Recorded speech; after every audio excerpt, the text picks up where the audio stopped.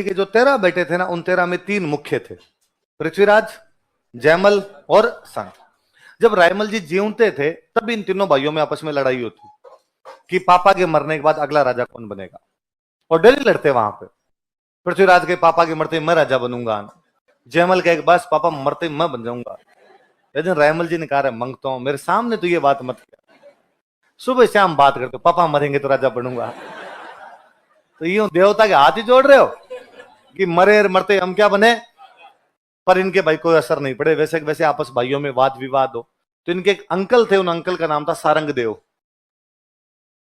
क्या नाम था अंकल का? सारंग देव नाम करके अंकल हुआ करते।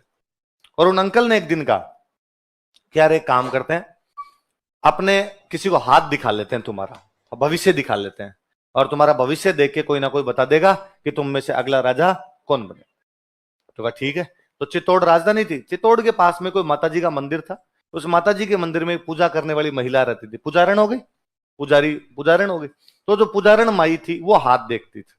तो कहा उस पुजारण माई के पास चलते हैं, वो हाथ देख के बता देगी कि तुम में से अगला राजा कौन बने।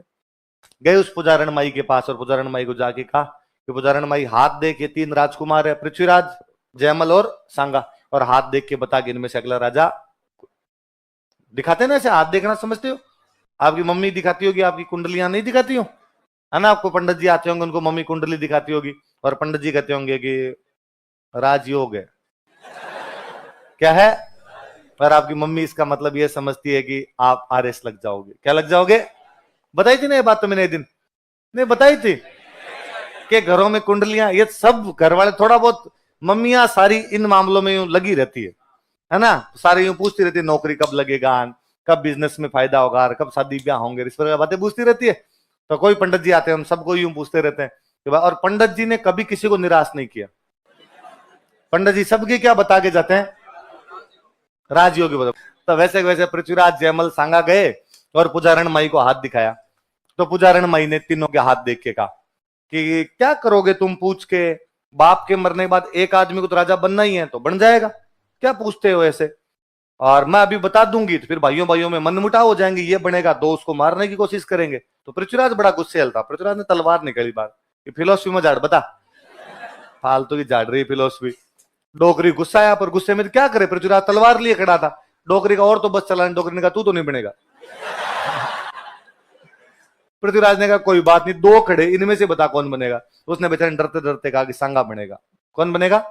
और जैसे ही कहा सांगा बनेगा, पृथ्वीराज और जयमल टूट के बड़े सांगा को लिया साइड में। सांगा कूटने लगे, सांगा की आंख फोड़ दी थी, सांगा की आंख नहीं थी, तो एक आंख इन दोनों भाइयों ने तोड़ दी थी, उस दिन फोड़ दी इन्होंने भाइयों ने। पर वो बेचारी पुजारण माई, ये अंकल सारंग देव जी जैसे तैसे बीच बचाव करके पड़े और सांगा का भाग यहां से। तो सांगा अपना घोड़ा लेके भागा वहां से। राजसमंद जिले में एक गांव पड़ता था सेवंत्री। कौन सा गांव था?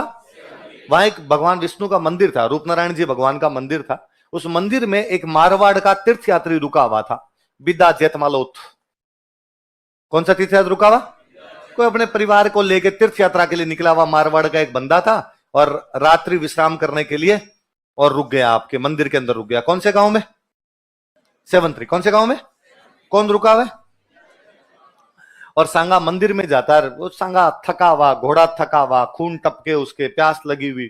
और वहां पर जब पहुंचा तो उसने बिदा जेतमालोत ने देखा कि यार कौन कैसे। तो उसने कहा मैं तो मेवाड़ का राजकुमार हूं, ऐसे ऐसे भाई पीछे पड़े हुए, इस चक्कर के अंदर आया हूं, तुम यार सहायता करो मेरी। तो बिदा जेतमालोत ने कहा सहायता तो क्या कर सकते हैं, भाई तेरे पीछे आएंगे, तो एक काम कर हमारा घोड़ा लेकर रवाना हो, और तेरे भाई जब यहाँ आएंगे तो हम उनको यहाँ पे रोक लेंगे, हम उनको यहाँ से आगे नहीं जाने देंगे, तेरे को थोड़ा टाइम मिल जाएगा, वो निकल जाएंगे और हम उनको बातें लगा लेंगे यहाँ पे। तो सांगा ने अपना घोड़ा छोड़ा, बिदा जेतमालोत कर घोड़ा लेके वहां से रवाना हो गया। पृथ्वीराज जयमल पीछे आए, तो उन्होंने देखा भाई सांगा घोड़ा वहां खड़ा, तो उन्होंने पूछा भाई ये घोड़ा यहाँ खड़ा है, ये बंदा कहाँ गया? तो उन्होंने कहा इधर यूं कहा, हमें नहीं पता कहाँ गया यार, हमने तो बाहर आए तो देखा घोड़ा ये बंदा और हमारा घोड़ा लेके और भाग गया, कौन आदमी था, तुम कौन? और उन दोनों को पता चल गया कि आदमी इनके साथ में मिला हुआ है, क्योंकि उन दोनों ने आगे जाने की कोशिश की तो बिद्दा जेतमालोत उनको रोकने का प्रयास करता है। तो वहां पे बिद्दा जेतमालोत और उसके परिवार के लोग और पृथ्वीराज जयमल के बीच में लड़ाइयां होती है। पृथ्वीराज जयमल बिद्दा जेतमालोत को मार देते हैं। लेकिन बिद्दा जेतमालोत ने इतनी देर तक रोक लिया था पृथ्वीराज जयमल को कि सांगा को वहां से आगे निकलने का मौका मिल गया था। क्योंकि सांगा यदि राजा बना था तो उसके लिए सिर किसने कटवा लिया था? बिद्दा जेतमालोत ने। कौन से गांव के अंदर? कि करवाड़ा दल जूंजियान करवाड़ा कटे सांगो भोगे चित्रकूट सिर बिदा सटे। कि सांगा यदि चित्तौड़ का राजा बना था तो इसके लिए सिर देने वाला आदमी कौन था? फिर सांगा यहां से भाग के आगे श्रीनगर जाता है। अजमेर में एक जगह पड़ती है श्रीनगर, कश्मीर वाला नहीं। पर यहां पर एक बंदा रहता था करमचंद पंवार। कौन बंदा रहता था? ये करमचंद पंवार मालवा वाले परमारों का वंशज है। किसका वंशज है? मालवा में परमार पढ़े थे हमने, मैंने बताया मालवा में परमार थे, बाद में तुर्क आ गए थे, तुर्क आ गए तो मालवा वाले परमारों का शासन वहां से समाप्त हो गया था, तो मालवा वाले परमार अपने राजस्थान आ गए थे। वो महपा पंवार, चाचा मेरा महपा पंवार है, वो मालवा वाले परमारों का वंशज है। ये श्रीनगर में जो करमचंद पंवार बैठा है ये भी मालवा वाले परमारों का वंशज था, ये यहाँ बैठा था। सांगा इसके पास आगे शरण लेता है और सांगा ने कहा कि भाई मुझे शरण दे, मेरे कभी अच्छे दिन आएंगे तो मैं तुझे रख लूंगा। तो करमचंद पंवार ने उसे शरण दे दी थी। तो सांगा को सेवंतरी गांव में बचाता कौन है? शरण कौन देता उसे? कौन से गांव में? श्रीनगर कहां पड़ता है? सेवंतरी कहां पड़ता है?